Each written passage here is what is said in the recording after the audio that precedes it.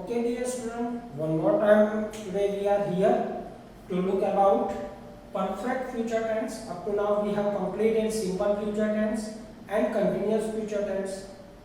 Today we are going to look about perfect future tense, and in the perfect future tense we are going to learn about at which places where we can utilize this tense and how we can make our communication better by using this tense. But before understanding this, what are the certain formations of it, one should have an idea कि when to use it. ये simple future tense जो है वे use उस time पे होगा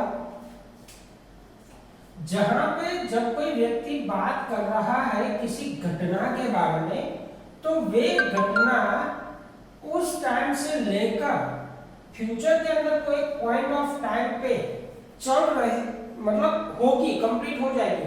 for example अभी मैं बात कर रहा हूं एक्स के बारे में, अभी मैं बात कर रहा हूं एक्स के बारे में कि भाई जो एक्स है वो अपना खाना 10 बजे तक कंप्लीट कर लेगा. तब मैं यहाँ पे जो टेंस यूज करूंगा इसके लिए about to finish his lunch before 10, तो ये जो टेंस होगा वो होगा परफेक्ट फ्यूचर टेंस. क्लियर? अब परफेक्ट फ्यूचर टेंस के अंदर we must focus that it is written as perfect. तो परफेक्ट के लिए I need to use V3 form of a verb. जो भी मैं वर्ब का फॉर्म इस्तेमाल करूंगा it should be only third form of a verb, right? और दूसरा है कि ये फ्यूचर के बारे में भी है.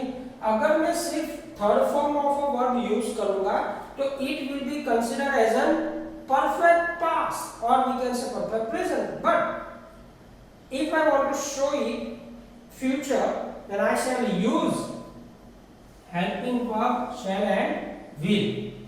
After that we have to use have, and then we are allowed to put verb third form. Clear? अब देखो subject plus either shall or will, have, verb का third form and object. It is our affirmative formation.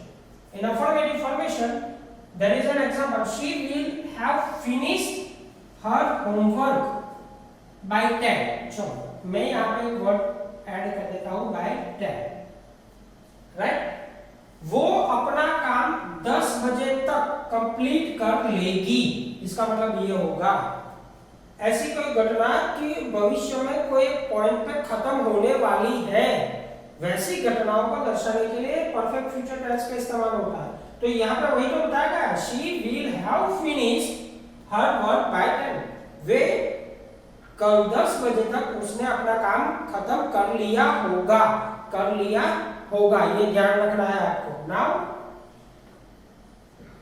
उसके बाद negative अगर देखने जाए, negative के अंदर और कुछ नहीं चेंज करना है, सिर्फ नेगेटिव वर्ड नॉट का इस्तेमाल करोगे आप कहाँ पे, जहां पे शैल विल इस्तेमाल किया है ठीक उसके बाद, और जहां पे हैव का इस्तेमाल किया है उससे पहले, राइट? वैसे तो इसमें ज्यादा डिफरेंस नहीं आएगा आप नॉट का कहां पे इस्तेमाल करते हो, लेकिन according to fix pattern we can use over here. And then past participle of a verb, this should not be forget. कार्य shall not have eaten it by then. उस टाइम तक, बाय देन यानी use उस time तक, कौन से मतलब आने वाले समय तक काव्य वो जो खाने की क्रिया है वो कंप्लीट नहीं कर चुका होगा, नहीं कंप्लीट कर चुका होगा. तो यहाँ पे हमने नॉट डालने से वो एक्शन को नेगेटिव बना दिया. इसके बाद अगर हमें इसी चीज को कन्वर्ट करना हो इंटरोगेटिव के अंदर, then we can use like this. Shall and will should be forward, bring forward to subject. Subject से उसको आगे लेके जाए, then subject, उसके बाद have, then the past participle of a verb, object and question mark. Now let's have an example so that you can get better idea about it. Will mom have cooked our favorite meal? Will mom have cooked, यहाँ पे will को आगे लेके गए, क्या mom ने हमारी favourite मील dish बनाई होगी? होगी, उस टाइम पे वो काम खत्म हो चुका होगा, राइट? तो डियर स्टूडेंट, यहाँ पे आपको ये याद रखना है कि परफेक्ट फ्यूचर टेंस का हम जब भी इस्तेमाल करेंगे वे उन घटनाओं के लिए होगा जिन घटनाओं में आने वाले समय में कोई एक समय तक वे पूर्ण हो जानी चाहिए थी। अगर उस टाइम तक पूर्ण हो गई है तो इसी घटनाओं के लिए हमें परफेक्ट प्रेजेंट टेंस का इस्तेमाल करना होता है, राइट? आई होप कि ये जो मैंने अभी भी एक्सप्लेनेशन दी है आपको वो इजीली समझ में आ गया होगा। Okay dear student, we have the last tense on the board right now, that is future perfect continuous tense. ये फ्यूचर परफेक्ट कंटीन्यूअस टेंस है जिसका मतलब यह होता है कि कोई आने वाले समय के अंदर कोई ऐसी घटना होगी जो कंप्लीट हो जाएगी, उसकी इफेक्ट उस टाइम पे चल रही होगी। कोई घटना कंप्लीट हो जाएगी लेकिन मतलब शुरू होने की जो शुरुआत होती है वो कंप्लीट हो जाएगी, लेकिन वे घटना कुछ समय तक वो चल रही होगी इन फ्यूचर। अगर ऐसी कोई घटनाओं का दर्शन हमें करवाना है, मतलब लिखना है या बोलना है, तो वैसे समय पे हम परफेक्ट फ्यूचर टेंस का इस्तेमाल करते हैं। डियर स्टूडेंट, याद रखने वाली बात यह है कि एजुकेशन पर्पस के अंदर जनरली इस टेंस का उपयोग बहुत ही लेस होता है, राइट?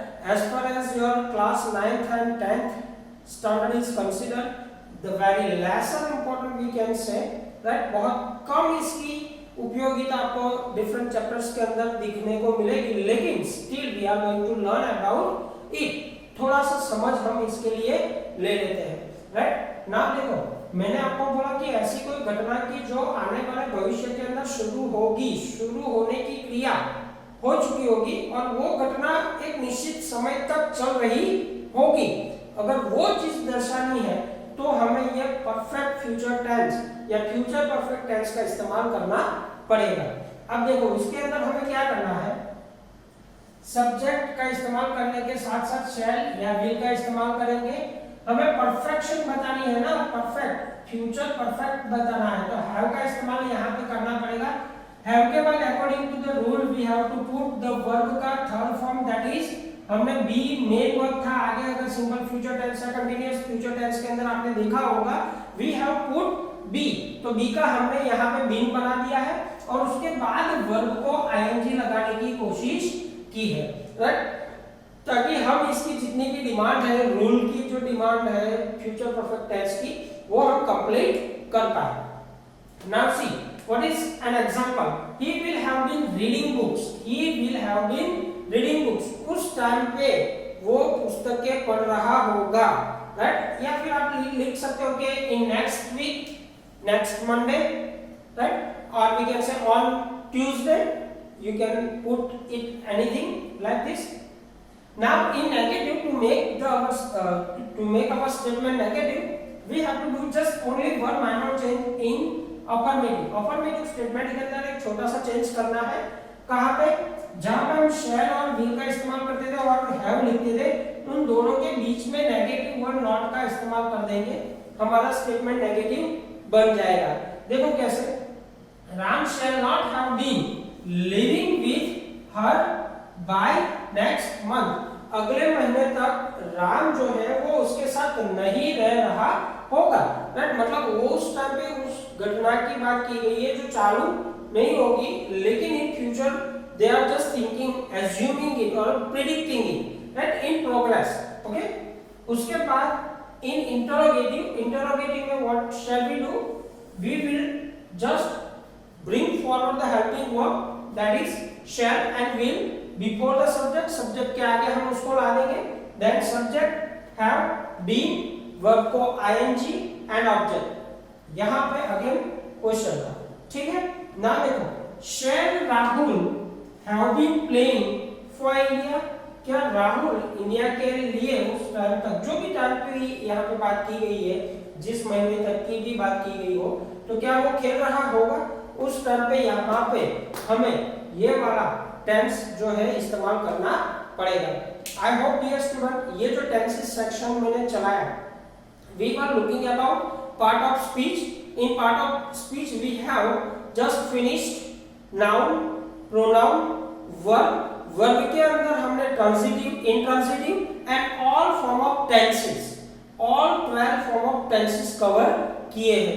अब हम जो देखने वाले हैं वो जो हमारा नया टॉपिक होगा, वो नया टॉपिक होगा हमारे एडवर्ब के रिलेटेड, हमारे एडवर्ब्स के रिलेटेड हमारा नया टॉपिक होगा जो हम नेक्स्ट मीट के अंदर देखने वाले हैं। तब तक आप घर पे रहिएगा, सेफ रहिएगा और तैयारी के साथ अपना जो भी है काम होमवर्क का वो करते रहिएगा। Thank you very much.